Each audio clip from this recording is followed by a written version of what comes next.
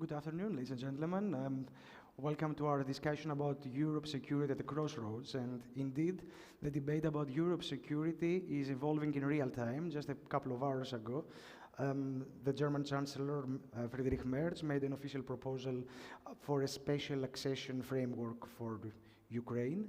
And I think we all agree that the war in Ukraine has changed the debate fundamentally in Europe and has raised very difficult questions about deterrence, security, resilience, and the long-term standing of Europe in the security terms.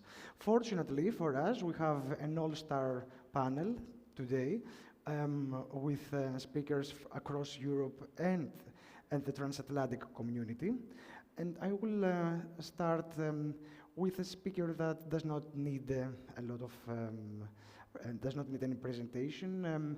Mr. Nemyria has been Deputy Prime Minister of Ukraine. Now he's Chairman of the Foreign Affairs Committee in the Ukrainian Parliament and one of the most recognized voices of Ukraine in the international affairs.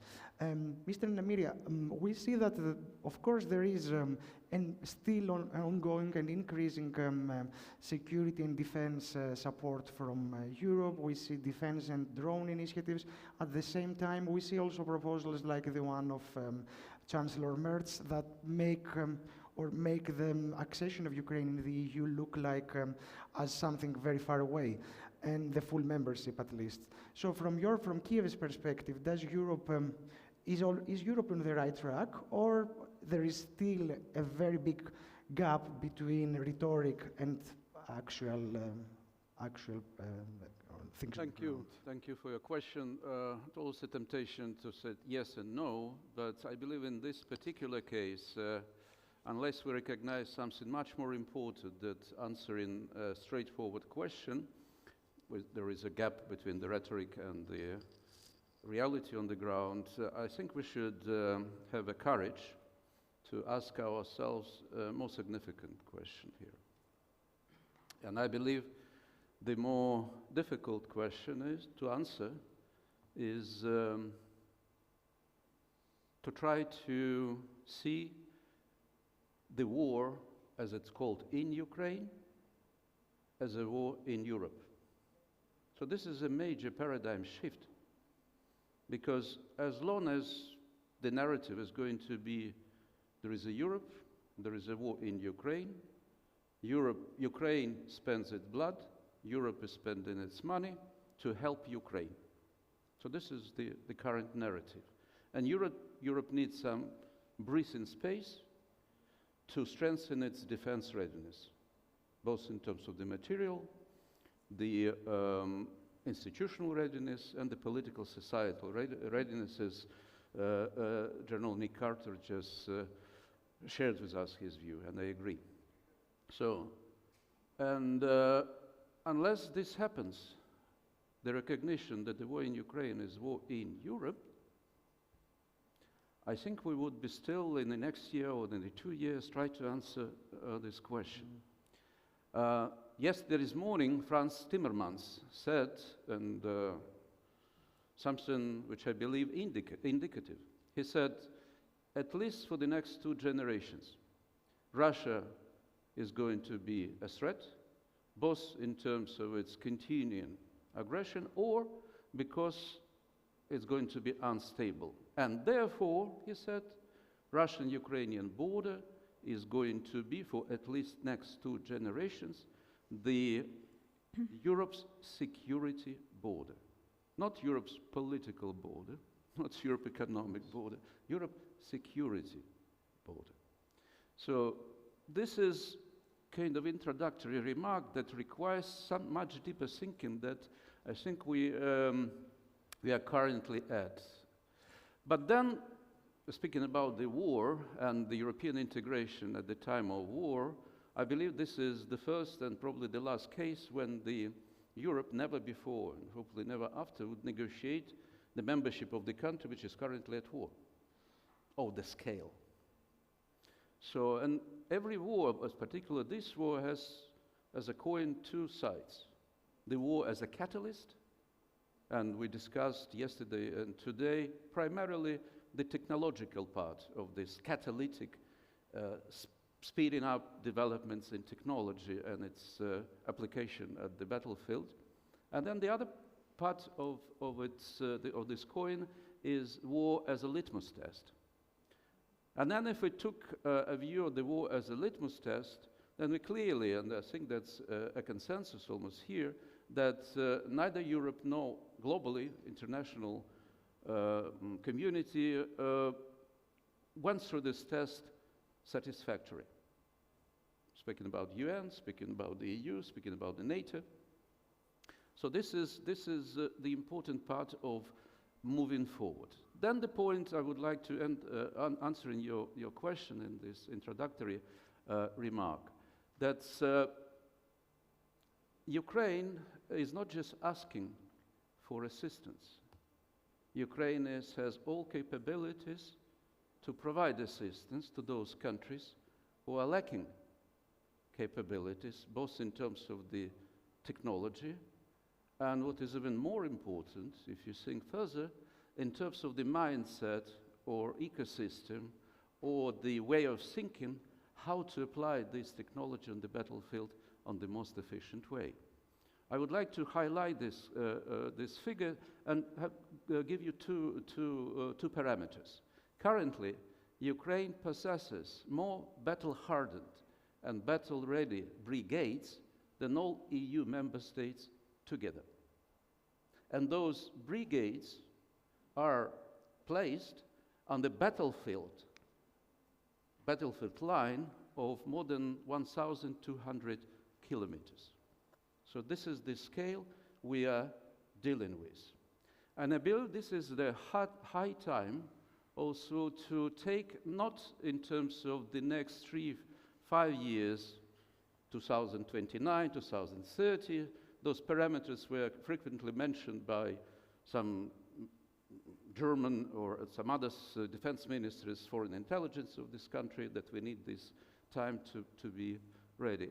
But then to make a conclusion. And the final conclusion, and again, retrospectively referred to yesterday's morning discussion, when Fabrice Potier from the Rasmussen Global said, yeah, Ukraine is about defense, but Ukraine is lacking something that we in Europe possesses, namely conventional deterrence.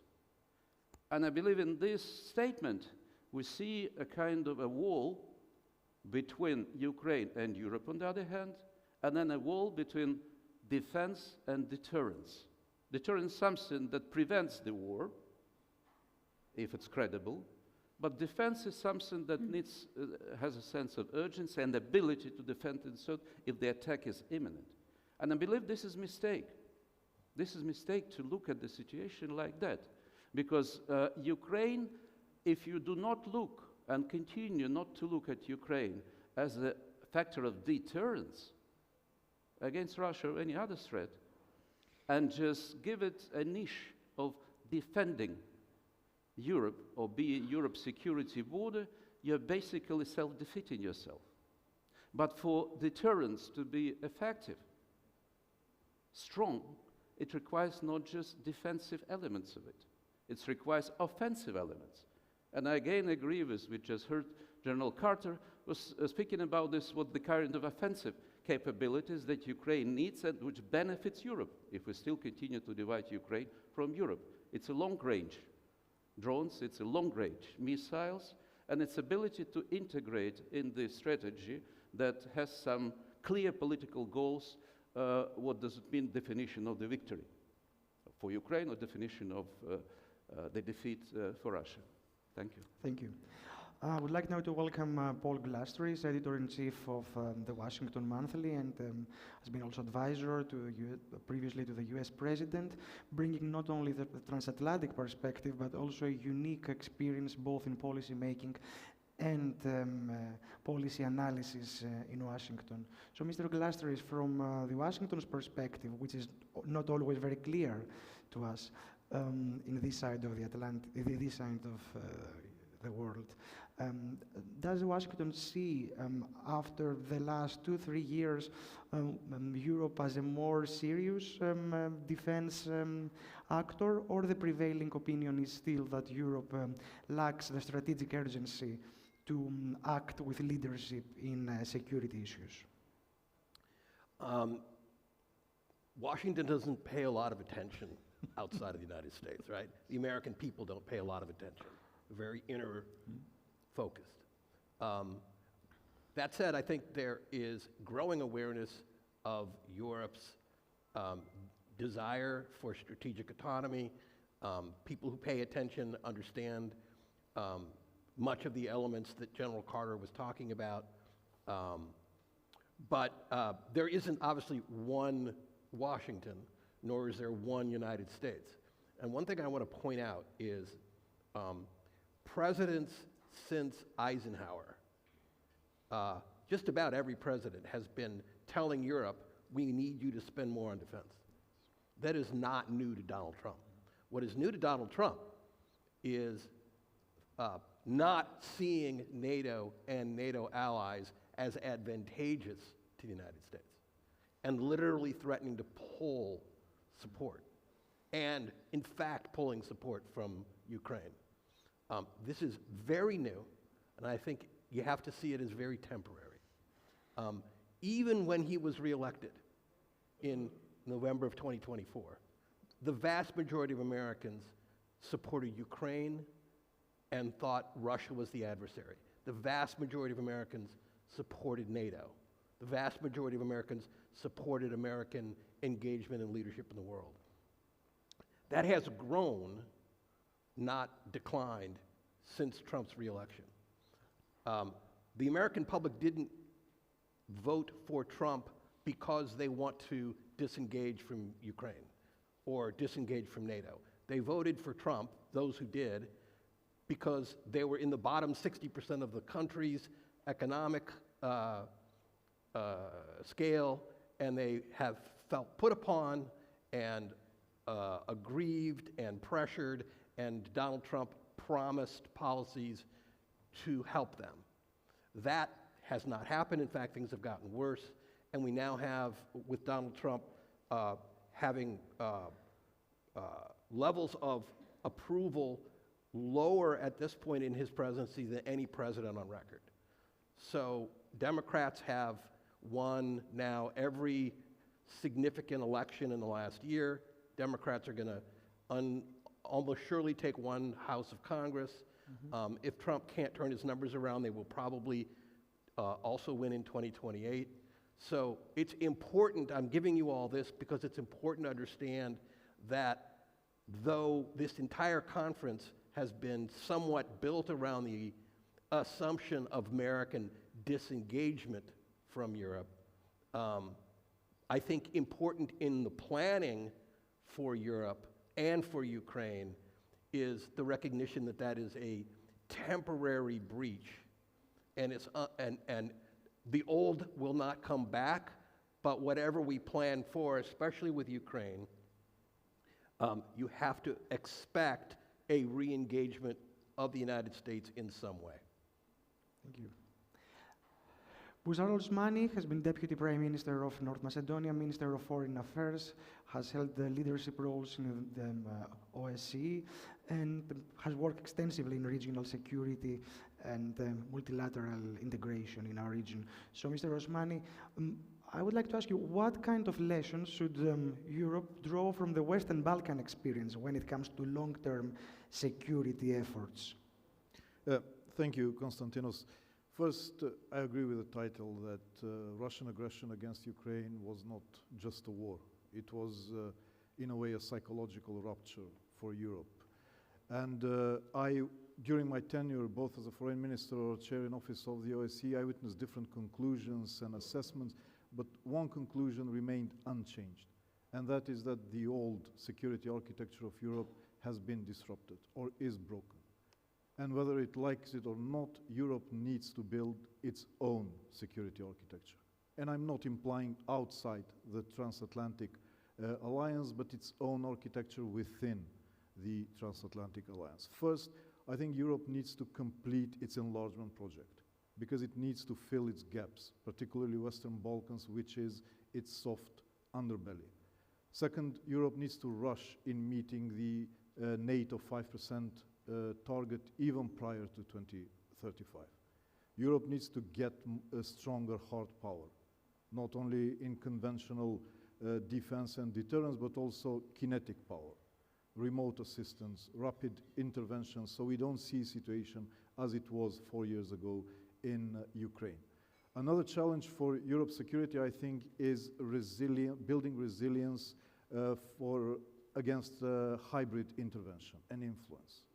And I think Europe has a different level of preparedness. If you see Baltics and Nordics, you see better preparedness in facing hybrid challenges, or what we say, they are able to protect the cognitive sovereignty of its people so they can decide on their own about their future without foreign influence.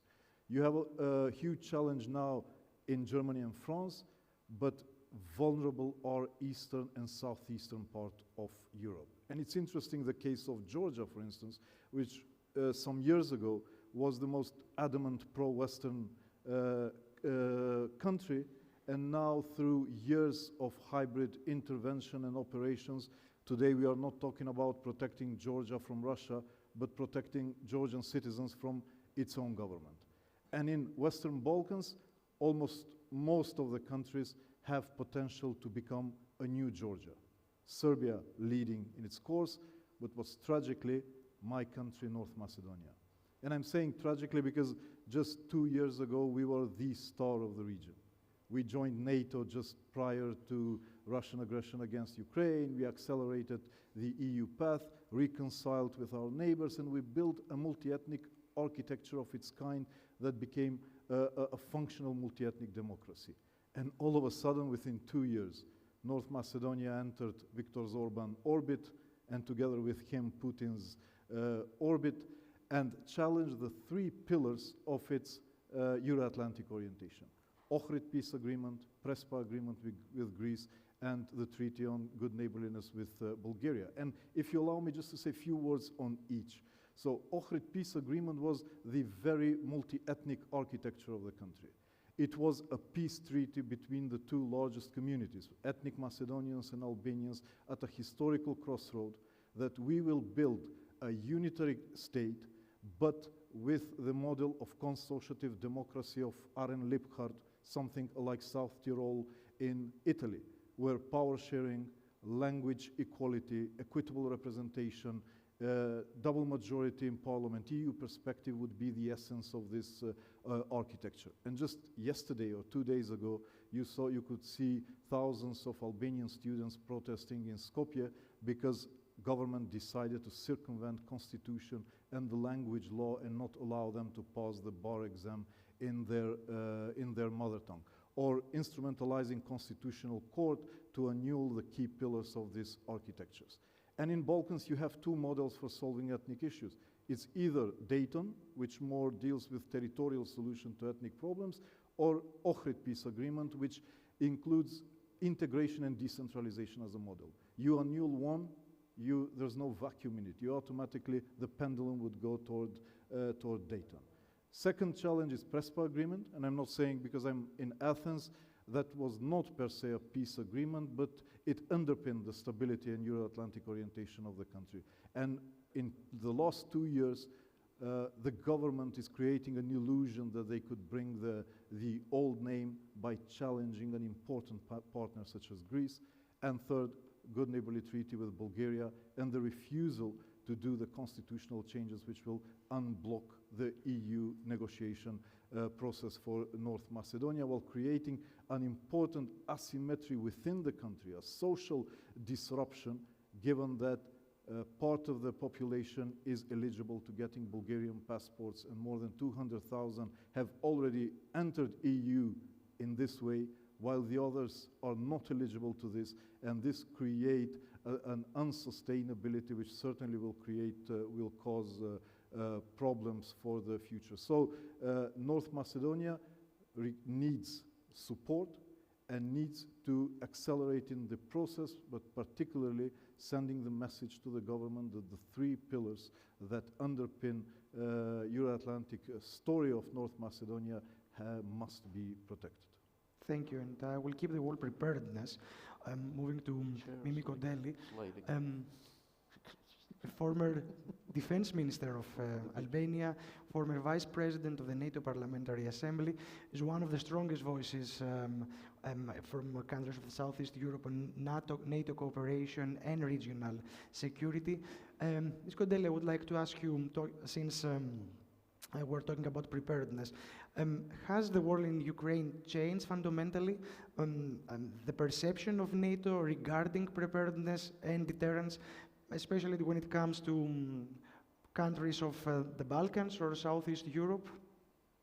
Thank you, my dear friend. I would like first to thank the organizers, and I'm pretty happy to have to be part of this summit in Athens, which is, when you mention Athens, it's a city where this name immediately evokes the world heritage, a timeless history. Just like Rome, Jerusalem, Beijing, and if you want, even Tehran. So this is something that can't divide us. This is a common heritage. But, you know, I will never accept people telling that somebody had the right to erase the existence of this heritage. It cannot be. So by saying that, on the other side, we're living hard times.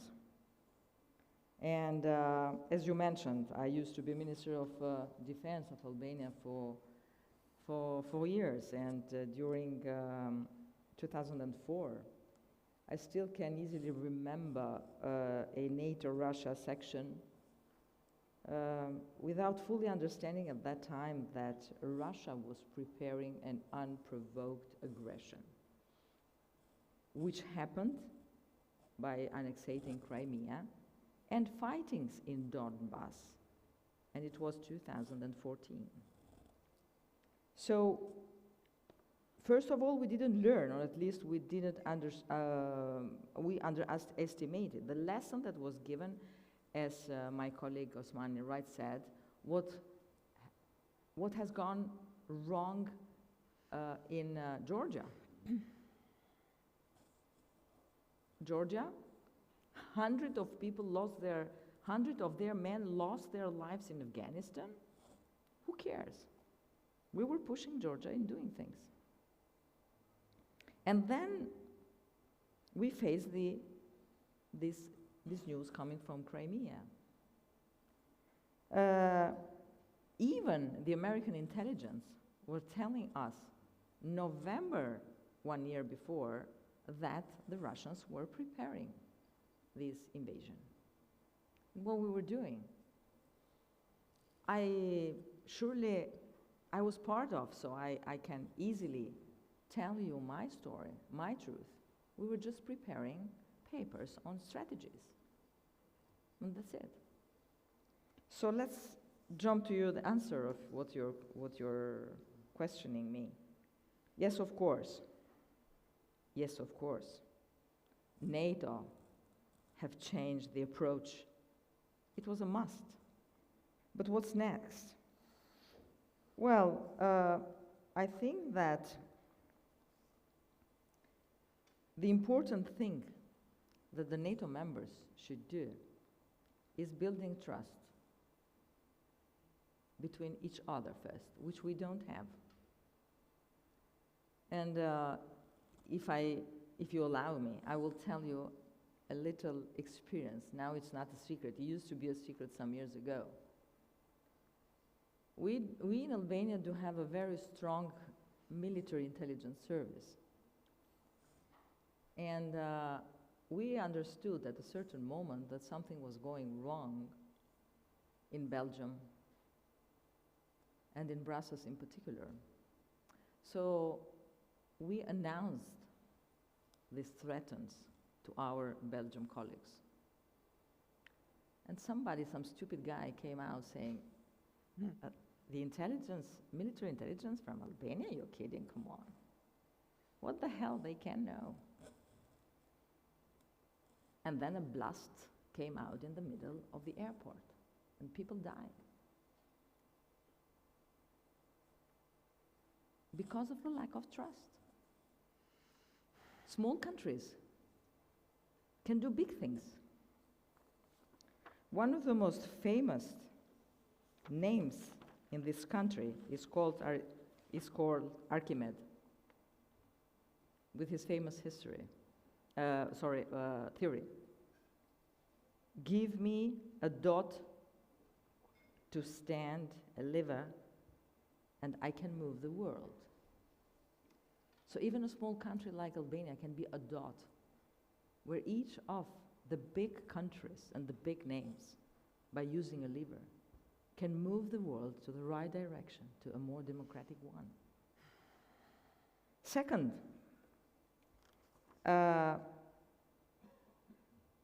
what will be next? What will go on with Ukraine in the nearest future, and not only?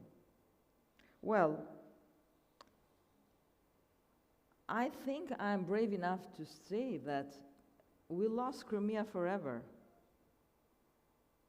If the Russians and the Europeans and the Ukrainians are going to sit and resolve the problem in a diplomatic way, like in general wars used to end, Crimea is not going to be part of the discussion.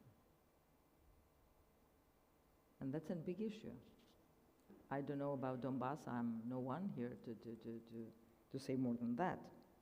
But the regional stability of whatever Donbass, Baltic states, or Balkans, it is really very important. The moment that we will have in these regions gray zones, so zones of nobody, somebody else will come and interfere. And my dear colleagues, I'm too old not to say my truths, because I have no time to lie and then to say, well, sorry, but. But as far as not Albania, but Albanians are bordered with a country which is close to Russia and is buying armament from China, we Balkans are countries, or we Albanians are bordered with Russia as well. So we are very careful what's going on around. Even Russia for us is pretty far away from our borders. So what can I assure you for the moment, even I'm not part of the government anymore, that Albania, it's a trustful ally, doing sometimes really big things. And who is telling you that? It's a person who modestly did the Ministry of Defense for 4 years. And we did a lot of operations, saving thousands of millions of lives outside the borders of NATO, just by doing the right things and trusting to each other. Thank you. Thank you.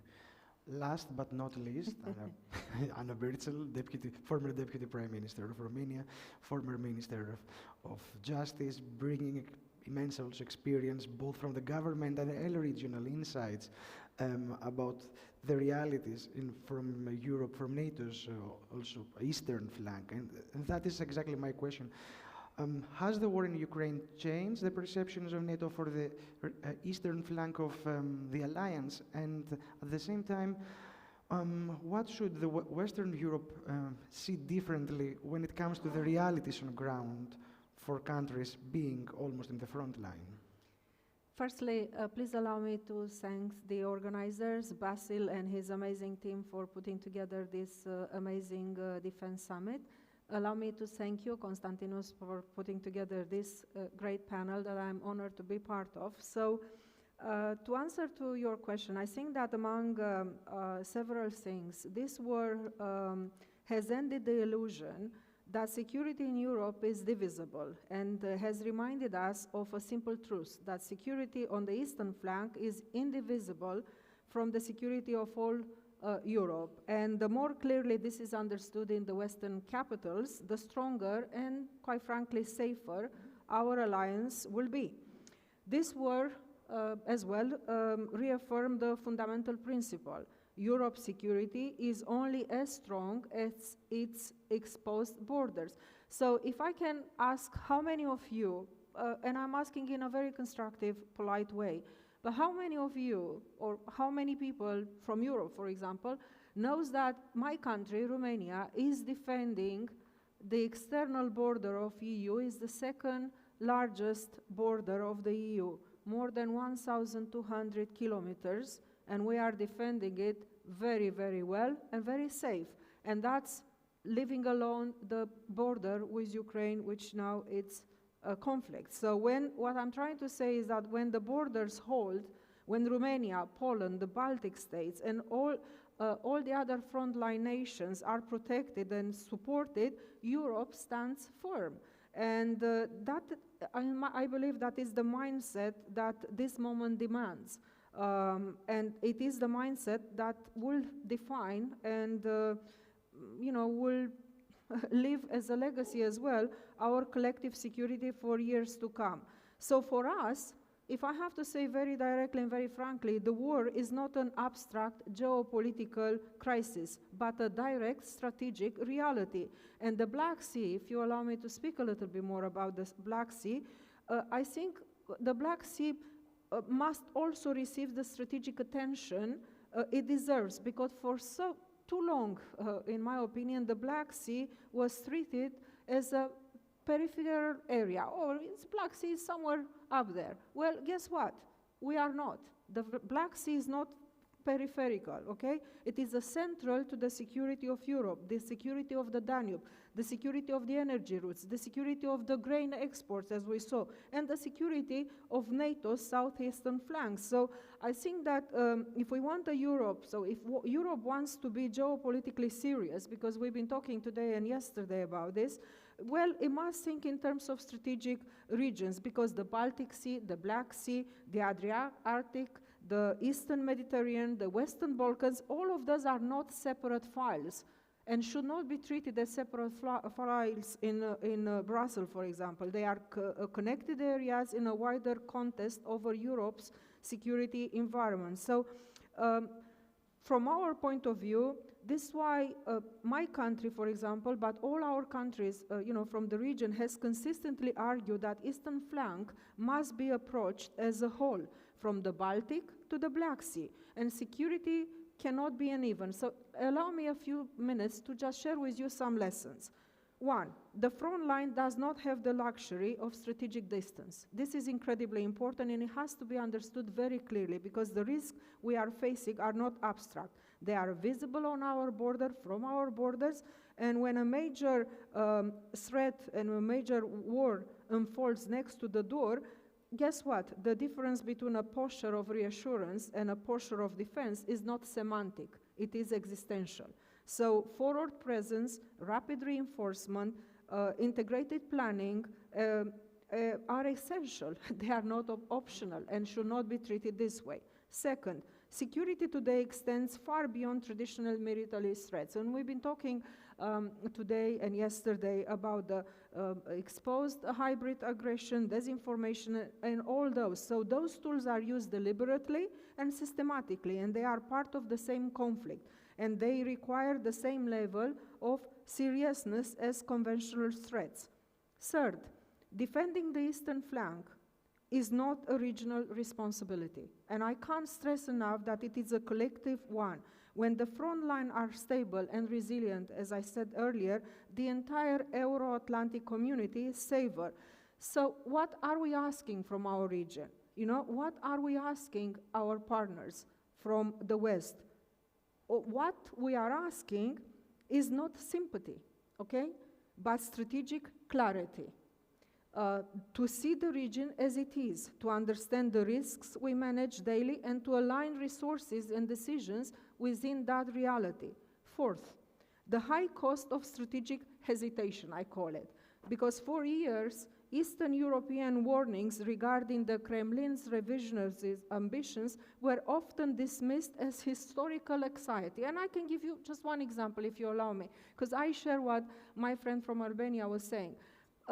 2018, as a deputy prime minister, alongside with the Prime Minister of Poland at that time, we were arguing in Brussels the following: please take away the energy away from Putin's hands because he's going to use it as a weapon. I'm not going to name here what was the response from several leaders from the Western Europe, and was saying, oh, come on, you from this region, you have that historical anxiety and being more historical anxious. We know better. And guess what? We were right, and we knew better, because it's not about who knows better, because I do believe that every single voice counts. And when we are saying to you from our side, please secure the eastern flank, because it's not in competition with other flanks, please take that into consideration. I have two more lessons and I'm ending. Fifth, Europe needs strategic speed, not strategic hesitation. That has to be understood and delivered, because adversary exploits that, and it was said earlier, very, very eloquent, from my colleagues from this panel. Six, deterrence works only when it is credible. What Western Europe should better understand is that deterrence is not theoretical on the eastern flank. On the contrary, it is operational, immediate, and permanent. Europe must move from crisis response to long-term deterrence, because frontline states like us, we are alerting that, look, you got to really stop just being on papers, beautiful strategic defense. But guess what? If we don't see it on the realities on the ground, because credible deterrence over the next decade will depend less on declarations and more on whether Europe can produce, can transport, can finance, can sustain capabilities at scale. And the last lesson, from my experience in justice as well, security and democracy are inseparable. A state attack externally but weak internally is a vulnerable one. This is why strengthening the rule of law, judiciary independence, and resilience of democratic institutions is not a nice thing to have. No, it is about national security imperative. So, in conclusion, a stable Black Sea means a more secure Europe, and that has to be delivered on realities on the ground. Thank you. Thank you very much. We have something more than 5 minutes, but we can have a very disciplined next round. I'm sure that Mr. Nemyria wants to respond in many of the things. First of all, and excuse me about that unscripted remark, but I hope that because of the bad acoustics that my Albanian colleague said something that about Crimea and Donbass, it's going to be lost. No. I said Crimea, forever. not Donbass. It reminded me the post-Cold War French. I wish you were going to make it. Said I like Germany so much that I prefer to be two Germanys instead of one. So I hope that because of the bad acoustics, Crimea is Ukraine, and Donbass and Donetsk, my hometown, is Ukraine. But the point is, I would like to reinforce here that I think it's time to stop seeing Ukraine as a victim of the just a victim of unprovoked aggression of Russia that needs our support. We passed this period. So Ukraine is proved that it's, again, could be a contributor to security, and not just Europe, as we just observed in the course of the Iran war, but of the countries outside Europe.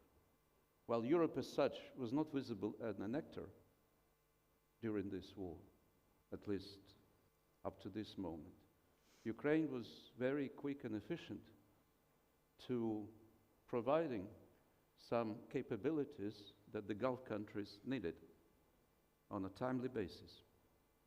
But there is one caveat. You could import technology. You could import drones. But you cannot buy, no money can buy you the mindset, the way of thinking, how to utilize these technologies in a way for them to be efficient on the battlefield. For that goal to be achieved, as we are speaking, still remain within the European security architecture, I think it is important to go deeper than consider Ukraine as a de facto buffer security zone, which provides the security buffer for the next several years before Europe will be ready, or EU will be ready to defend itself of potential or probable Russia's aggression. We would like again to say no NATO country even can fight the war that Ukraine can do and Russia can do. Russia is also innovating, and there is a competition on the battlefield which provides the results that are battle tested. So this is an important part also, because defense sector is their representative of defense sector, is the most fast-growing sector now in Europe. And I think to utilize the capabilities that Ukraine has, that requires change in the, not just the mindset, but the institutional mindset, procedural mindset, because frankly, you ask question, who defends Europe now? Ukraine or the United States? And going back to the United States, I want to ask Mr. Glasters, President Trump said last week ahead of his trip to China that the war in Ukraine, he believes, is very, very close. The end of the war in Ukraine is very, very close. From a more strategic perspective, in the US, how realistic does it sound? Whether the war in Ukraine is almost over? Or, yeah, apart from Iraq? what the president both, said. right? Yes. Neither is true. We know that. Look, as I said, there is a lot of America, and there's a vast spectrum of opinion. But when it comes to Ukraine, even the Trump administration is now showing fractures. The president continues to badmouth Ukraine, but his own cabinet is recognizing Ukraine's considerable capacity, autonomy, and worthiness of integration. And the more that happens, the more Ukraine is brought into Europe, brought into NATO, the more that the trends that we've talked about in this summit, and I want to thank the leaders of this summit for inviting me and having an American perspective. I'm honored by it. The more these trends of a stronger, more capable, more autonomous Europe, defense-wise, happen, the more likely, when the shift in politics that I was talking about happen, that we can have a stronger U.S., European, Ukraine partnership. Because those of us who are arguing for the importance of NATO, arguing for the importance of support and partnership with Ukraine, our argument is stronger when you are stronger, right? Yes. We can bring the conservatives with us. So I salute what I'm hearing is happening here. Thank you. Mr. Osmani, a comment about the Western Balkans, and how has it changed the role of the Western Balkans, the importance of the region during the last years with all the regional developments? Well, you mentioned the letter that today Chancellor Yes. Merz sent it to the European Union about the gradual integration. And I'm not trying to fight with him over the authorship of the idea, just to explain what does it mean. In 2023, the Foreign Ministry of North Macedonia launched a non-paper that we called More Integration Before Membership. And we never envisioned it as an alternative to full membership. So full membership remains the final outcome. But what we realize is that the process is binary, is nothing until membership itself, and then you get everything. And this everything comes as a shock to EU member states. And therefore they continuously delays it while the candidates are frustrated. So we thought, can we gradually make the process more substantial? And we envisage it in 3 pillars. One, participation in the political bodies of the European Union as candidates meet criteria. For instance, North Macedonia, during my tenure, met 100% common foreign security alignment with the European Union, and I sent a letter to then High Representatives why I am not sitting around the table at the Foreign Affairs Council since we are 100% just as you. Then entering single market gradually as the candidate country meets criteria and also becoming eligible to cohesive and structural fund as it meets criteria. So the countries start to feel the benefits of the process on the way, and member states also do not come to a situation of shock all of a sudden, but rather gradually include the countries. And therefore, I support this letter of Chancellor Merz, but again to explain that this is not alternative to final membership, neither for Ukraine, neither for Western Balkan countries. Thank you. Ms. Kondelli, if I'm not mistaken, Prime Minister Rama said recently that it was a strategic mistake from the European side to cut completely communication with Russia. Maybe a comment on that? Well, I'm not, even I've been part of his government and I'm part of his party, but I'm not that kind of person who says, oh yes, Mr. Rama said it right. I'm not that. So, well, yes, in a way, but I think that first of all, we would like to respect more each other when we decide all together when it comes to Russia and to this big issue. Because not only because of sitting, and I will end by the way I think we sit and which is going to be our opinion. Because we have decided as Europeans to have Russia to have economic restrictions. And nobody from our colleagues here present can tell me that Europeans never stopped buying uranium from Russia during the whole world war. And they are having gas today far more than 4 years ago. And then I'm ending without comments. So if you decide together to do something, and then everybody is, acting like a nationalist and not like a part of Europe, that's a big problem of all of us. Second, at the end of the day, it will come a day, I hope very soon, that Ukrainians and Russians and Europeans and the Americans and maybe some other else will sit in a table to end the war. Because I'm good in statistics because of my background, but most probably, I hope what I'm telling you is the right number. The average of people, of men fighting in Ukraine today is 48 to 49 age. Because the youngest died. And this is horrible.